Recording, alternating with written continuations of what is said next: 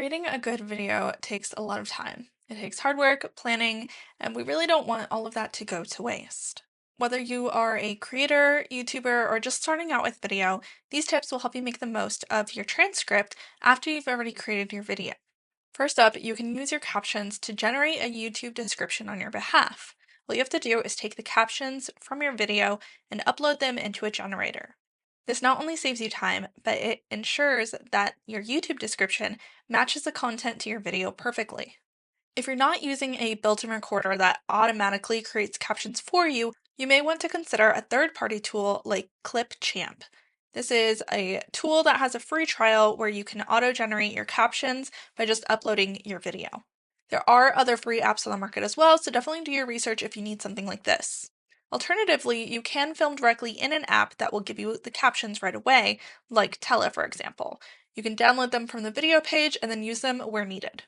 Once you have that transcript, you can upload it into the AI description generator that's free on Tella's website, and we'll link to that down in the description box if you don't already know where it is. This will create a timeline for you and a summary that you can use in your YouTube video, and it'll be keyword rich and match your YouTube video perfectly. Next up is creating engaging short form content like Instagram Reels and YouTube Shorts by using a tool like Opus Clip. Adding captions on screen to clips like this not only will help engage the users, but it makes them more accessible regardless of who's watching your videos. Tools like Opus Clip can add the captions for you automatically based on your YouTube content, so you want to make sure that your YouTube captions are accurate because that's what Opus Clip will generate from. These can also be helpful if someone is watching your video with the sound off because they can still watch your video instead of scrolling right past.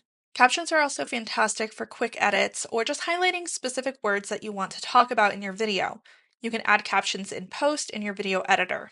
Alternatively, you can also download your video with the captions already turned on. This option is set up in Tella so that your video is always showing with the captions. I like this a lot for if I'm creating short form content directly in Tella, but you can also use it for your longer form content pieces as well. This makes it more accessible for all audiences, regardless of what platform they're watching it on. If you don't want the captions on the video itself, you can just upload the captions directly into the YouTube interface at the time that you're uploading your video. Like I said previously, a lot of other generators like Opus Clip will use these captions to generate their content.